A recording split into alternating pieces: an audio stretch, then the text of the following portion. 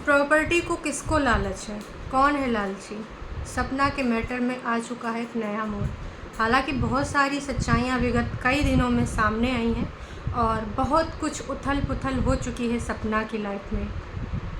आसान नहीं था ये चीज़ जो हुई है उसके साथ। सारी चीज़ें वो किस प्रकार से रो रही थी फूट फूट कर, हम सब ने देखा है। अपना सामान समेटते हुए उसके अंदर जो फीलिंग आई होगी वो हम सिर्फ अपने अपने ढंग से इमेजिन कर सकते हैं। सबका अलग अलग वर्जन होगा, लेकिन रियल फीलिंग उसकी क्या थी ये वही जान सकती है, यानी कि सपना।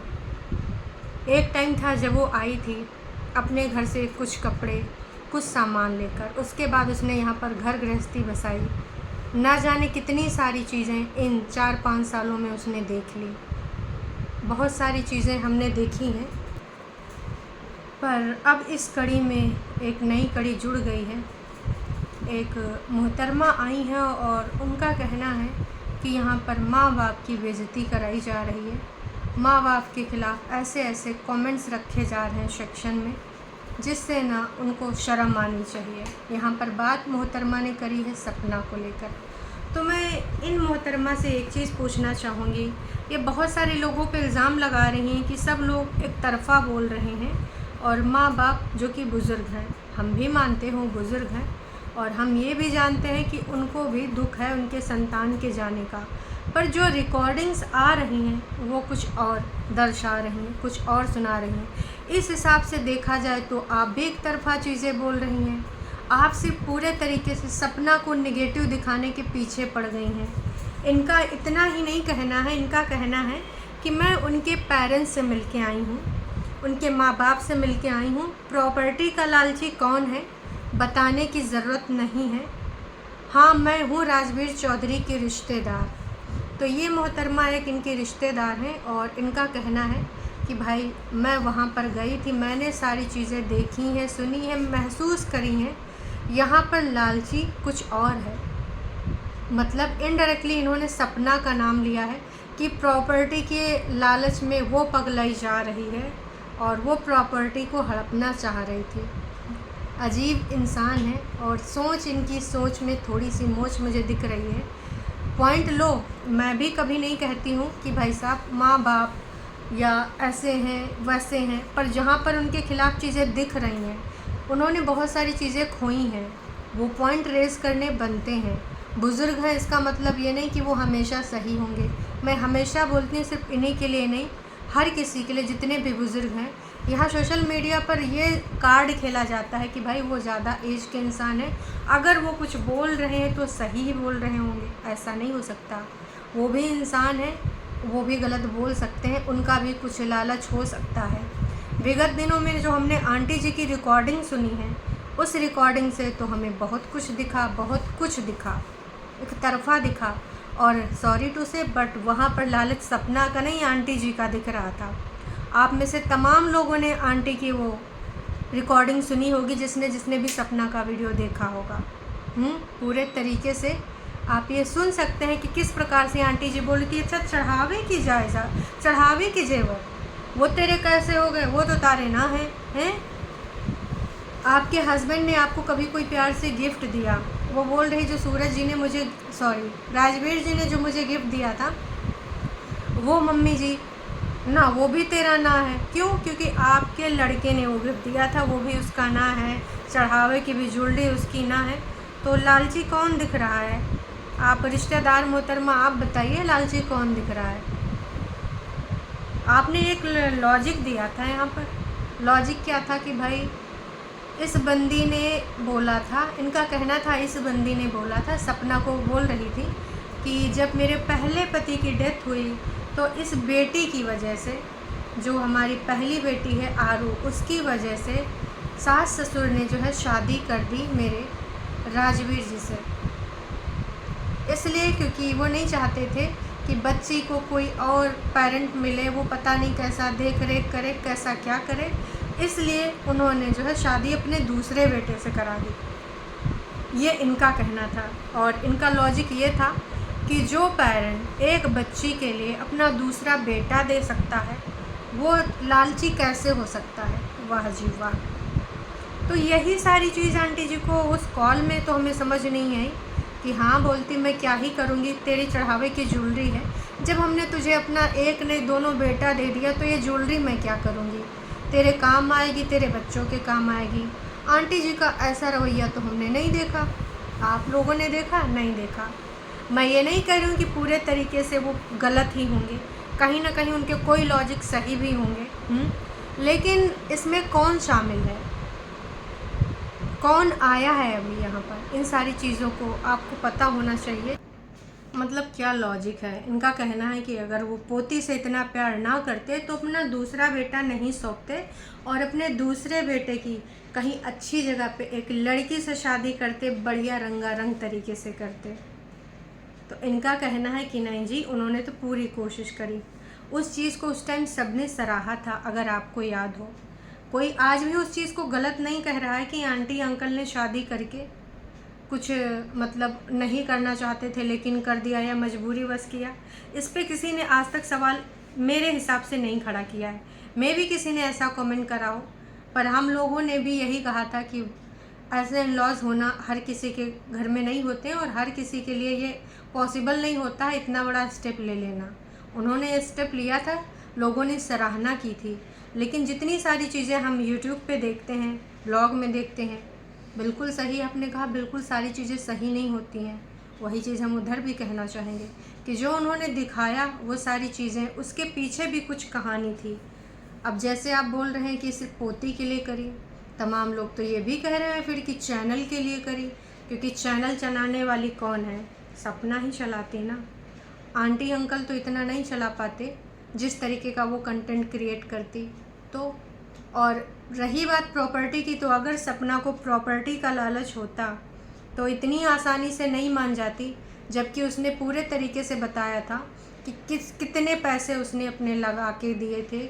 और कुछ राजवीर जी के अकाउंट में जो पैसे थे 25 लाख कुछ बताया था उसने अमाउंट, वो भी मैंने पापा जी को दे दिया, क्योंकि कहीं ना कहीं घर परिवार तो चलाना देखो उनकी जिम्मेदारी है। घर के सारे जो बड़े काम हैं वही करते हैं, और घर के वो बुज़ुर्ग थे, बड़े सदस्य थे। तो उसने अगर लालच करा होता तो बोलती नहीं पापा जी ये पैसे मैं ही रखूँगी और खर्च वर्च मैं करती रहूँगी, लगाती रहूँगी। उसने कहीं पर भी ऐसा कुछ किया नहीं किया। रिकॉर्डिंग में भी आपने सब में सुना होगा, चाहे वो सास वाली रिकॉर्डिंग हो चाहे वो ससुर जी वाली। हालांकि ससुर जी को पहले से ये चीज़ क्लियर थी कि कहीं ना कहीं ये रिकॉर्ड हो रही होगी कॉल, तो वो बहुत अच्छे से बात कर रहे थे। तो वहाँ पर भी तो ये चालबाजी ही कही जाएगी। क्या असली व्यक्तित्व उनका उभर के आया? नहीं आया उस कॉल में। तो अगर आप इतना ज़्यादा इस बारे में बोल रही हैं, इतना ज़्यादा कंसर्न दिखा रही हैं, तो आधा अधूरा लॉजिक ना प्रस्तुत करिए। जहाँ पर अंकल आंटी ने साथ दिया, आज भी बोलते हैं, सराहना करते हैं कि हाँ उन्होंने समाज में एक नया आयाम स्थापित किया। हर कोई ये चीज़ नहीं कर सकता जब उस टाइम उन्होंने करा, शादी करा। फिर एकदम से छोटी छोटी चीज़ों पे जो लोग चले गए हैं, पर वो लड़की आज भी अडिग है, आपके लिए बोल रही कि मैं हमेशा रहूँगी, करूँगी, जितना फ़र्ज बन पड़ा। मैं ही सूरज हूँ, मैं ही राजवीर हूँ, मेरे बच्चों में सूरज राजवीर है। ये चीज़ उसने कितनी बार बोली है। फिर हर छोटी छोटी चीज़ में नुक्स निकालना क्यों होता है? किसके कहने पे ये सारी चीज़ें हो रही हैं? कौन है वो रिश्तेदार, या फिर कौन? कल किसी ने एक कमेंट करा था कि भाई ये हो सकता है कि अडॉप्शन करें या वो करें। तो जो भी है, अगर ऐसा कुछ है, आप किसी रिश्तेदार के बच्चे को अडॉप्ट करना चाहते हो या जो भी आपका दिमागी, भाई अब दिमाग में क्या चल रहा मुझे नहीं पता। और वो कमेंट किसने करा था, किसी रिश्तेदार ने करा था, या उस कमेंट में कितनी सच्चाई ये भी मुझे नहीं पता। पर सबसे अच्छा तो यही था ना कि आपके दोनों बच्चों से एक एक बिटिया जन्मी है, और उससे बड़ा मुझे नहीं लगता कि कोई यहाँ पर इन सारी चीज़ों के लिए ज़िम्मेदार है। और वो आपका अंश है, वही इस घर में रहने चाहिए थे। फिर ऐसी कौन सी छोटी छोटी चीज़ें हो गई जिसको लेकर इतनी ज़्यादा बड़ी चीज़ें हो गई? इतनी चीज़ें, अगर कोई जी रहा, कुछ काम कर रहा है, तो उसको थोड़ी फ्रीडम देनी पड़ेगी। हमने देखा इतनी सारी चीज़ें होते हुए भी वो बंदी किस प्रकार से रो लेती है, धो लेती है। उसके बावजूद जो भी चीज़ें होते हैं, लड़ाई झगड़े होते हैं। सबसे ज़्यादा बुरा तो उसके पेरेंट्स के साथ हो रहा है यार। जब कभी भी आते हैं, जो कि अभी वही लोग अपने बच्चे हैं जिनसे वो खुलकर बात कर सकती। अंशु के बाद, अंशु तो एक तरीके से उसका बैकबोन है, थी, अब तो उसको भी दूर कर दिया गया है। एक दूसरे के सपोर्ट करते थे, चाहे वो, मैंने बोला प्रोफेशनली तरीके से भी अंशु साथ में थी। अगर कभी बीमार होती थी, चोट लगती थी, हमने देखा है अंशु किस प्रकार से साथ सहयोग दिया है उसने। तो ये सारी चीज़ें इन मोहतरमा ने नहीं बोली। सिर्फ और सिर्फ यहाँ पर ये आ रही हैं उन लोगों की तरफ से उनका पॉइंट रखने के लिए। वो बोल रही थी अंकल आंटी ने तो कुछ बोला नहीं, हमने उनका पार्ट देखा नहीं। तो आप जब उनके घर गई ही थी तो अंकल आंटी को भी बुलवा लेती अपनी वीडियो में। कम से कम हो सकता है कि हमारे अंतर्चक्षु बंद हैं तो वो खुल जाते, हम भी जान लेते उनका लॉजिक कि भाई वो कितने प्रतिशत सही हैं, है ना। कुछ ना कुछ तो बड़ी वजह है। आज तक वो बंदी इतनी लड़ाइयाँ होने के बाद, हालांकि सारी लड़ाइयाँ सोशल मीडिया पे आई भी नहीं होंगी।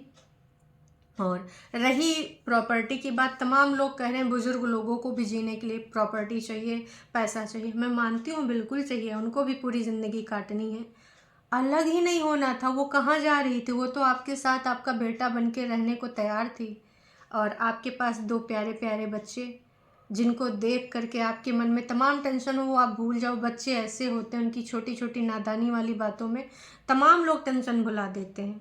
तो ये चीज़ तो उनको समझ नहीं आई। और अगर फिर भी वो चाहते थे कि भाई सपना चली जाए या फिर अलग हो जाए या फिर वो उस घर में ना रहे, तो सबको पता भी नहीं है कि कितनी प्रॉपर्टी है। फार्म हाउस भी हमने कई बार इनके वीडियोज़ में देखा है। जमा पूंजी कितना है किसके नाम, ये हमें नहीं पता है, क्योंकि आज से ये काम नहीं कर रहे हैं यूट्यूब पे, और उससे पहले भी ये पैसे वाले रहे हैं। प्रॉपर्टी का इनके यहाँ पर उससे पहले भी लोचा रहा। तमाम चीज़ों में हमने प्रॉपर्टी का जिक्र सुना है। इन मोहतरमा का कुछ और भी कहना है। उनका कहना है कि गड़े मुर्दे उखाड़ रही है। फिर इतने दिन के बाद में इसने वो गड़े मुर्दे उखाड़ना, कहावत है ना अपने, गड़े मुर्दे उखाड़ना, तो गड़े मुर्दे उखाड़े गए हैं। वो रिकॉर्डिंग प्ले हुई है, जो इंसान इस दुनिया में है ही नहीं वो रिकॉर्डिंग प्ले हुई है, ताकि मुझे लोग हेट ना दे, मैं यहाँ से निकल जाऊँ, मुझे हेट ना दे। तो बिल्कुल सही इन्होंने बोला, गड़े मुर्दे उखाड़े गए हैं। पर गड़े मुर्दे उखाड़ने के पीछे कुछ तो कहानी होगी, कुछ तो रीज़न होगा। अब आप इतना सब कुछ कर चुकी हैं और आप रिश्तेदार हैं, तो आप सपना से भी पूछ लीजिए कि भाई उसके पीछे की भी कहानी बता दे। क्या पता वो ज़्यादा भयावह हो, क्या पता फिर और बहुत सारी चीज़ें खुल जाएं। ये भी तो आप सोच लीजिए। लगातार बार बार जो आप गड़े मुर्दे बोल रही हैं, ये सारी चीज़ें बोल रही हैं। आप एक काम करिए, माँ बाप का भी यूट्यूब चैनल बना दीजिए, या इतने सारे चैनल हैं, कोई चैनल पे आके वो अपनी बात रख सकते हैं। ऐसा नहीं कि वो बात रखना चाहेंगे तो उनको कोई रोक लेगा।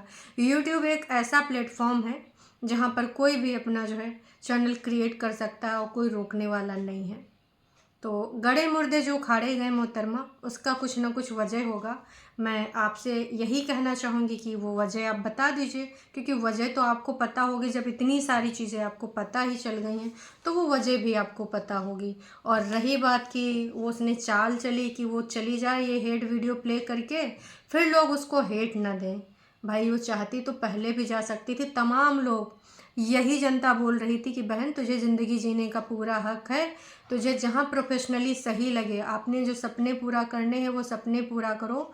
तुम्हें फैशन डिज़ाइनर बनना वो बनो, वो कोर्स करो, ऑनलाइन करना ऑफलाइन करना, जैसे करना है करो। उसकी भी ज़िंदगी है, ये नहीं कि बस वो ज़िंदगी ऐसे ही रो रो के और टॉन्ट में गुजार दे। जिसके ऊपर जो चीज़ें होती हैं वही समझ सकता है। मैं बस इतना कहना चाहूँगी। यहाँ पर वो जो बैठ के बोल रही हैं वो सिर्फ सुन के आई हैं, बोल दी हैं। कोई भी इंसान बताएगा तो वो अपना अच्छा वाला वर्जन बताएगा। क्या अंकल आंटी जी ने ये बताया होगा जो उनका बैड वाला वर्जन होगा, जो उनकी ऐसी बातें रही होंगी जो सपना को बुरी लगी होंगी, जो हर्ट की होंगी। और अगर उसको इतने प्रॉपर्टी का लालच था मोहतरमा, तो वो छोड़ के कैसे गई? चाहती तो बहुत सारी चीज़ें कर सकती थी। अगर उसका इतना जीना हराम कर सकते हैं ये लोग, कोई भी, चाहे रिश्तेदारी के दम पे या रिश्तेदारों के हिसाब से, इतने सारे एलिगेशन, इतनी नित रोज़ नहीं लड़ाइयाँ, तो वो चाहती तो कानून का सहारा ले सकती थी। कानूनन अधिकारी है उस घर की, है ना, और उसके बच्चियाँ भी। तो चाहती तो यहीं बैठ के रोज़ कलह करती, पर उसने ऐसा नहीं किया, जाना उचित समझा। तो प्रॉपर्टी की लालचीन वो है। अब आप मुझे ये बताइएगा, ज़रूरी है ये बताना आपका। दूसरा इनका जो लॉजिक वाला पॉइंट था वो ये था कि भाई अब जैसे यहाँ बोरिया बिस्तरा उठा ली, अपना कपड़ा लत्ता, लेकिन कई पोटली थी और भरने वाला कौन था? इनके माँ थी, इनके भाई थे। तो तेरा कहने का मतलब क्या है मोहतरमा, ये बता दीजिए कि भाई साहब पोटली में कुछ वहाँ से धन दौलत भर लाए होंगे, खिड़कियों में विंडो में कहाँ भरा रखा हुआ था, अलमारियों में, मतलब कुछ भी। पोटली जब वो सामान रख रही तो बता रही थी ये वो लहंगा है, ये मीशो का है, ये उसका है, फलाना ढमाका सारी चीज़ें तो बोली थी।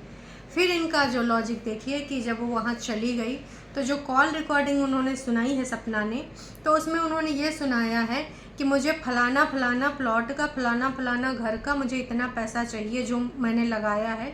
उसने ये स्पेस नहीं दिया कि भाई साहब ये मेरे पतियों के वो हैं, पेरेंट्स हैं, तो मुझे प्यार बनाए रखना चाहिए। एक चीज़ बताओ, जो उसने लगाए हैं और जो उसने मांगे हैं, मांगने कुछ तो वजह होगी, कुछ ना कुछ तो ऐसी चीज़ें हुई होंगी जो वो इस पॉइंट तक पहुंची। हमेशा यहाँ पर जो कंट्रोवर्सी होती थी, हमेशा जब बातें ऐसी होती थी लौट के आती थी ना। अभी मांग रही, उसके पीछे कुछ तो वजह होंगी, कुछ तो ऐसी बातें की गई होंगी। और अगर इतना ही था तो जाने कैसे दिया? हाँ तुम्हें जाना है जाओ, अच्छा तुम्हें ये चाहिए ये ले जाओ, वो चाहिए वो ले जाओ, मतलब उस दिन का इंतज़ार कर रहे थे। तो यहाँ पर आप भी एक तरफा बातें कर रही हैं कि वो प्रॉपर्टी मांग रही है। अगर मांग रही बंदी इस सिचुएशन तक पहुँच गई है कि मुझे अब यहाँ दोबारा नहीं आना है, तो उसके पीछे का रीज़न तो आपने बताया नहीं। बाकी आप सबको क्या लगता है कमेंट करके ज़रूर बताइएगा। अभी के लिए इतना ही, फिर मिलेंगे नई अपडेट के साथ।